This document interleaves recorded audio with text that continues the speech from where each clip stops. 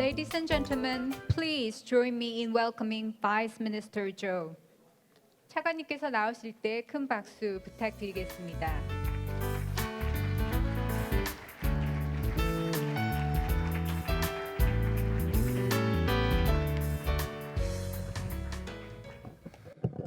Well, there is an old saying in Spain where I served as the Korean ambassador that the best way of treating the guests or friends is to please their stomach. So I hope you will enjoy the Korean food, that this is a humble luncheon that I host for you. And I hope you will enjoy the food while listening to my brief welcoming remarks. His Excellency Jose Ramos Horta, former President of the East Timor, Professor Lee Jong-hoon, Director for Yonsei Center for Human Liberty, Honorable Michael Kirby, former Chair of the Commission of Inquiry on Human Rights in the Dprk, and other former members of the Commission, Ambassador Robert King, U.S. Special Envoy for North Korean human rights issues, distinguished guests, ladies and gentlemen. It is indeed my great pleasure to address the Seoul Dialogue for Human Rights and say a few words of welcome to all the distinguished participants.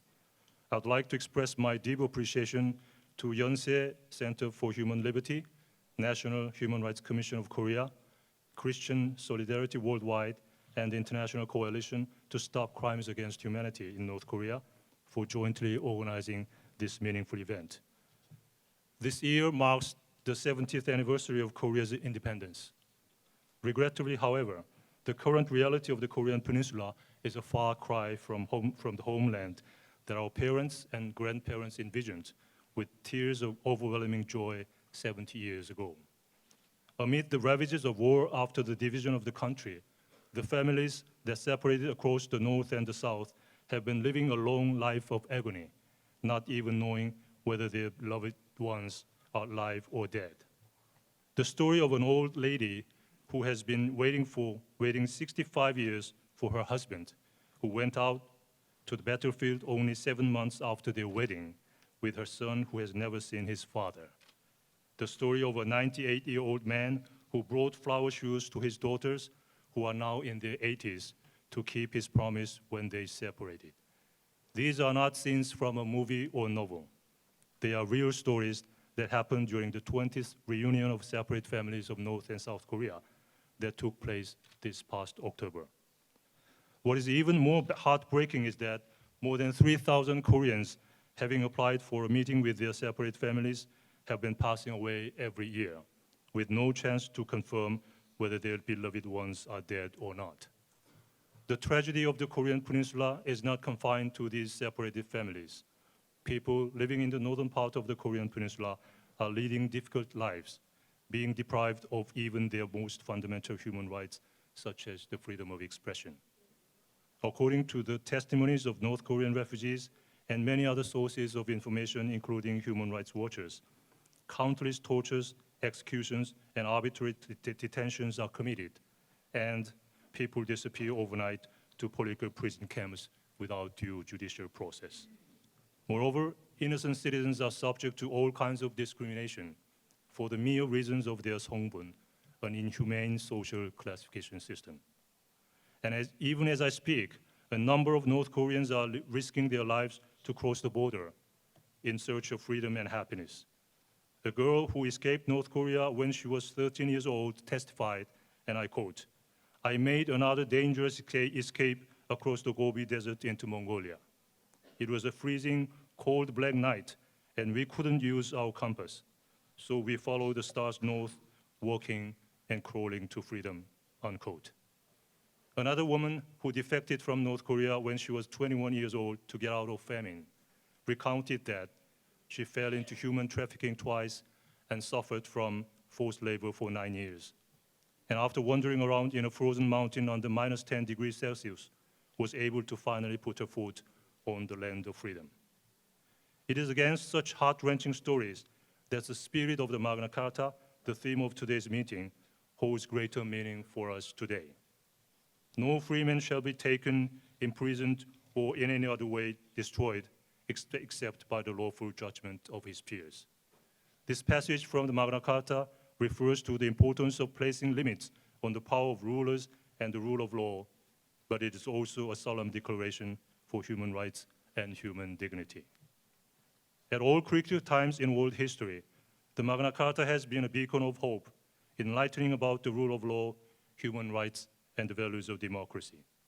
The Magna Carta not only contributed to the Declaration of England's Petition of Rights of 1628 and Bill of Rights of 1689, which became the cornerstone for the development of representative and constitutional democracy, but the spirit also lives on in the US Declaration of Independence of 1774, as well as Korea's Declaration of Independence of 1919 and its constitution. As such, over the last 8 centuries, the Magna Carta has been serving as a compass for democracy in all corners of the globe.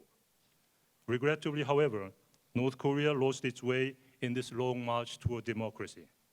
The North Star that lightened the way forward for the girl who escaped from North Korea I mentioned earlier is no other than the Magna Carta that is engraved in the hearts of all our North Korean compatriots, the light of hope for freedom and human rights. Thanks to the bravery of the North Korean refugees such as this young girl, who courageously broke the imposed silence to give testimony about their painful past, the international community took a meaningful step forward last year in resolving the North Korean human rights problems. The case in point is the report of the UN Commission of Inquiry on Human Rights in the Dprk, which was released in February 2014. The Commission of Inquiry established by the UN Human Rights Council conducted an objective and independent study and concluded that there were systematic, widespread, and gross human rights violations in North Korea, and many of them constituted crimes against humanity. The Commission then sent out a strong message to the international community calling for fundamental reforms in North Korea. It was also thanks to the COI report that the international community went further to highlight the importance of accountability, going beyond simply voicing concerns and condemnations on human rights situation in North Korea. Following the announcement of the COI report, the international community moved resolutely and swiftly. The Human Rights Council and the General Assembly of the United Nations adopted resolutions reflecting the strong recommendations of the Commission, following which the UN Security Council took an exceptional measure to adopt the human rights situation in the Dprk as its formal agenda and decided to remain seized of the issue. And last June, the Office of the OHCHR was established in Seoul as its field-based structure, tasked with following up on the work of the Commission. North Korea, which previously had not taken heed to any of the condemnations and criticisms by the international community, vehemently reacted to the Commission's report and the ensuing actions of the international community. North Korea took the unprecedented steps of actively participating in the Human Rights Council and other human rights mechanisms in the UN. And for the first time in history, the foreign minister of the Dprk attended the Human Rights Council last March. Most recently, North Korea extended an invitation to Stavros Lambrinidis, the EU Special Representative for Human Rights, and Prince Zayed, the UN High Commissioner for Human Rights, to visit North Korea. Although we have yet to witness substantial change in human rights situation in North Korea, it is noteworthy that North Korea has started to react to the moves by the international community. In order for these reactions by North Korea since the release of the COI report to lead to the substantial improvement of the human rights situation in North Korea, the international community should continuously be engaged with the united front.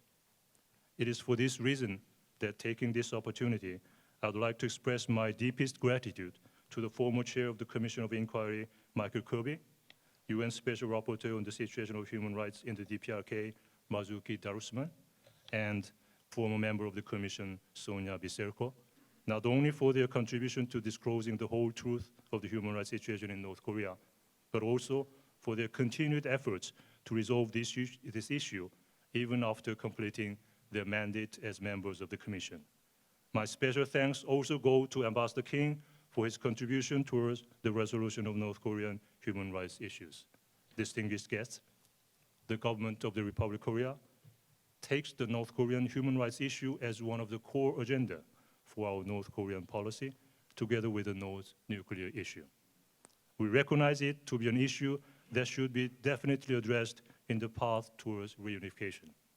And with this perspective, we have been exerting our efforts to improve the human rights situation in North Korea by way of providing humanitarian assistance. It is in this context that in her speech in Dresden last year, President Park Geun-hye proposed the Agenda for Humanity as an initiative for the peaceful reunification of the Korean Peninsula. Our humanitarian assistance will be focused on North Korean children, as 1 in 3 of them is chronically malnourished. They should grow up to become healthy partners in ushering in the future of a unified Korea. The agenda for integration, an agenda for integrating the peoples of 2 Koreas, is no less important than the agenda for humanity. As national division constitutes for a prolonged period of time, even the language, culture, and lifestyle of the 2 Koreas have become increasingly different from each other. Under the circumstances, for genuine communication and integration between the 2 Koreas, not only dialogue between the 2 authorities, but also people-to-people contacts, as well as exchanges and cooperation in the private sector, need to be further expanded. Moreover, we must further strengthen the institutional support for and enhance the people's interest in North Korean refugees who have risked their lives in pursuit of freedom so that they can lead a happy life as a dignified member of our society. This will provide a precious opportunity for us to experience a unified Korea in advance. Distinguished guests and ladies and gentlemen, it is indeed quite symbolic and meaningful that this conference on the North Korean human rights issue is taking place on the 800th anniversary of the Declaration of the Magna Carta. I sincerely hope that with the wisdom, insights, and the passion of the distinguished participants present here today, the day will come soon when the pains of our compatriots in the North and the sorrow of the separate families are dissolved once and for all. That day will be the very Magna Carta moment of the Korean Peninsula. Thank you very much indeed.